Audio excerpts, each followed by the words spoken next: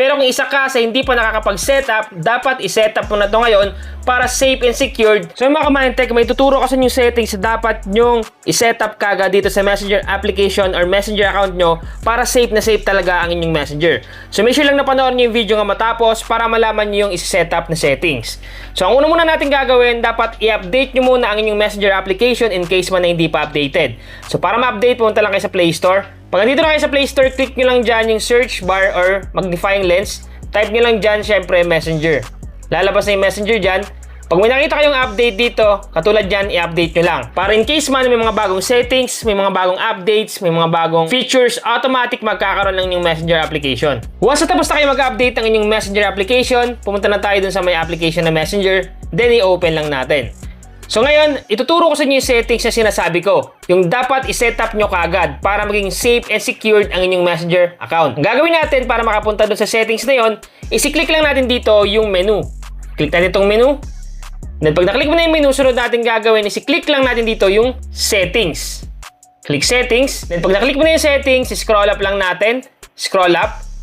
Hanapin lang natin dito yung privacy and safety, mga ka-Mindtech. Click lang natin yan. Then dito sa taas, may mapapansin kayo dyang protect your information. Stay secure with just a few simple steps.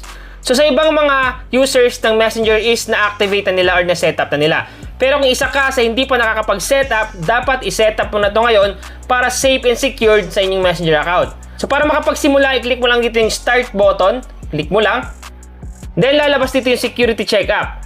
So dito mo makikita yung mga dapat mong gawin na recommended action. Katulad dito, you have 3 recommended actions. Una sa akin nakalagay, review your contact info. Take a look at your contact info so we can help you if you lost access. So sabi dito, kailangan mo i-review yung contact info mo or i-update. Para halimbawa, kung may mga problema man, madali mo mare-recover ang inyong Messenger account or Facebook account. Ang gagawin mo lang, i-click mo lang yan. Then pag naklik mo na, pwede mo palitan dyan yung inyong contact info. So pag okay na, pag nag-review mo na, lalabas na kagad dyan yung checkmark. So dito pala, napindot ko na yung where you're logged in. So kayo halimbawa, hindi nyo pa nare-review, i-click nyo lang yan. I-review nyo yung mga device na nakalagin ang inyong Messenger account. Tingnan nyo kung sa inyo ba yung device. At kung hindi, i-logout nyo para safe and secured ang inyong Messenger account.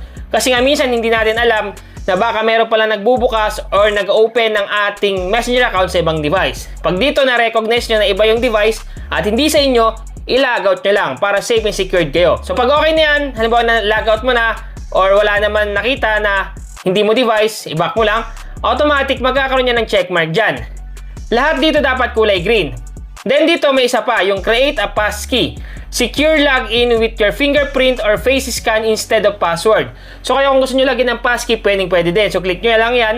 Then sundan nyo lang yung mga sasabihin dito. Pero kung halimbawa ayaw nyo naman lagyan, walang problema. Pero extra features din to para maging safe and secure ang inyong Messenger account. Nasa sa inyo na yon kung magkikreate a passkey kayo. Pero sa akin, hindi na ako magkikreate yan kasi nga okay naman yung iba na setup ko na. Sa back ko lang.